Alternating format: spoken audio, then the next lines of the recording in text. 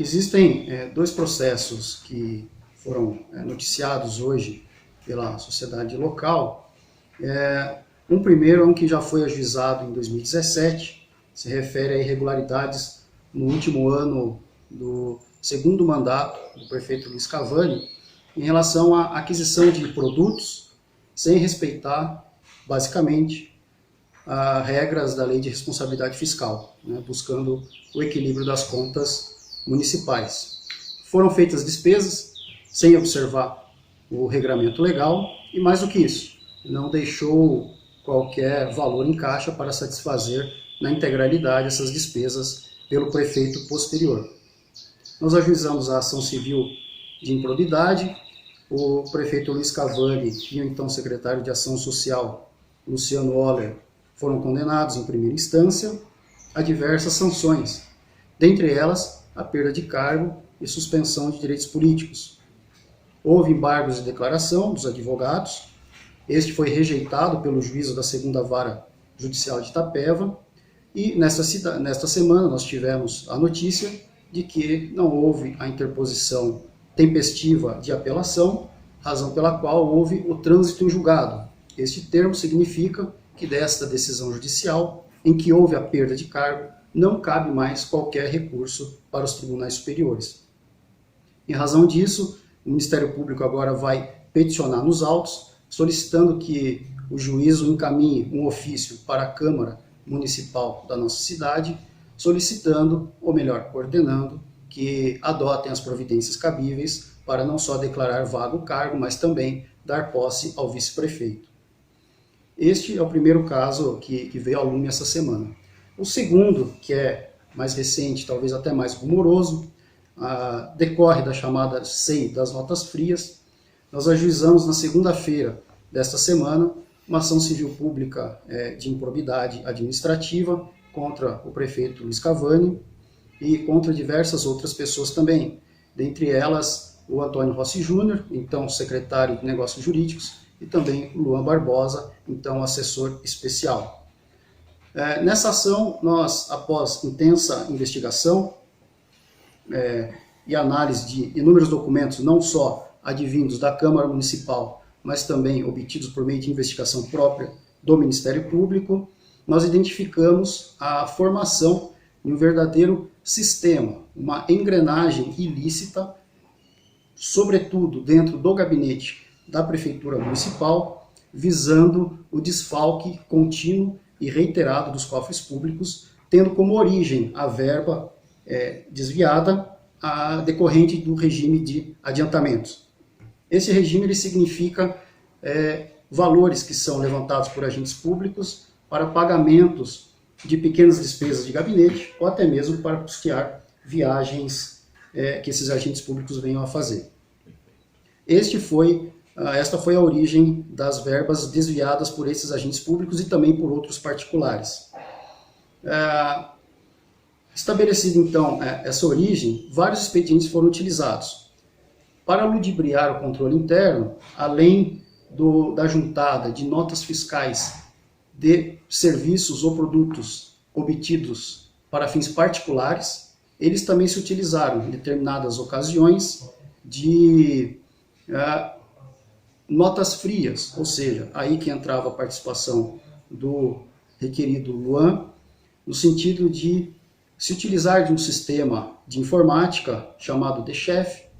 Vários estabelecimentos comerciais da nossa cidade se utilizavam desse sistema para fins de emissão regular de notas fiscais. Então, ele tendo acesso a esses sistemas, ele conseguia emitir essas notas sem que tivesse qualquer laço em produto ou serviço em favor da prefeitura.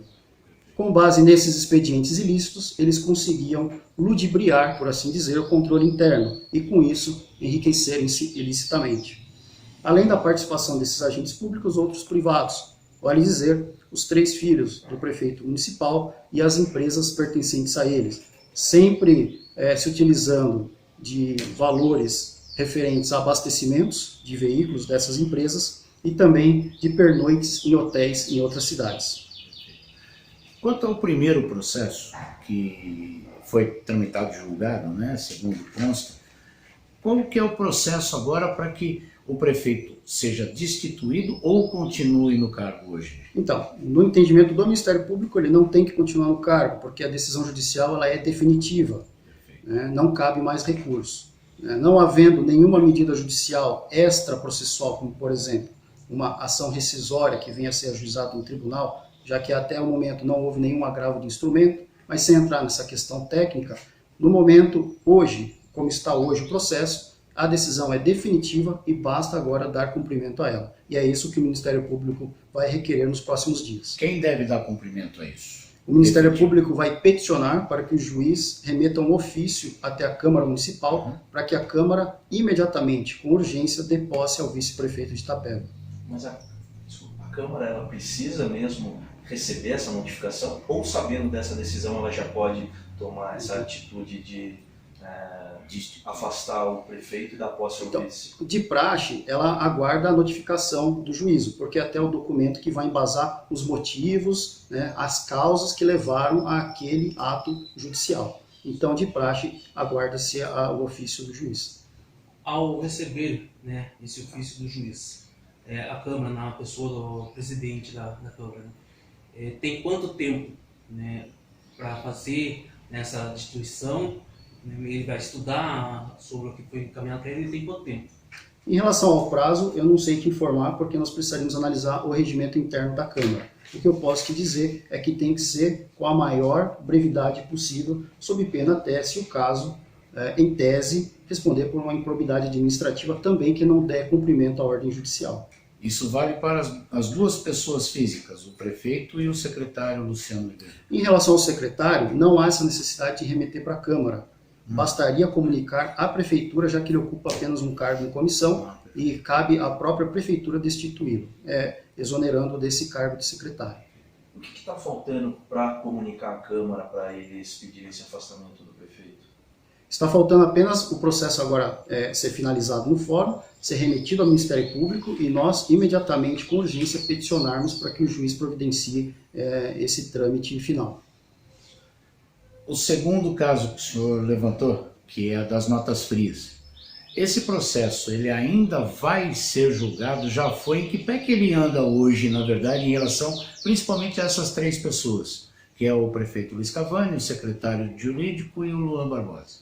O processo ele foi ajuizado, né, ou seja, ele deu início, ele deu entrada no Poder Judiciário na segunda-feira. O juiz, nessa semana, analisou, por enquanto, os pedidos liminares, que eram de afastamento do prefeito Luiz Cavani por diversos atos que buscaram atrapalhar as investigações e também pelo histórico de inúmeras condenações por atos de improbidade administrativa. Com base nesses argumentos, o juízo da primeira vara de Itapeva, acolhendo os argumentos do Ministério Público, determinou o afastamento imediato do prefeito Luiz Cavani do cargo. Agora que inicia realmente o processo com a notificação de todos os requeridos, para que eles possam apresentar a sua resposta inicial e aí depois o juiz receber a inicial e começar a instrução no fórum a respeito dos fatos que estão sendo imputados a todos eles.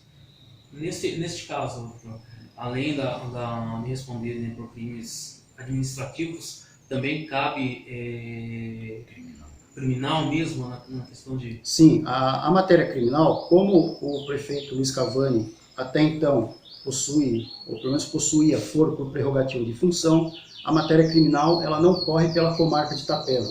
Ela é remetida para São Paulo, então quem está fazendo a investigação é a Procuradoria-Geral de Justiça.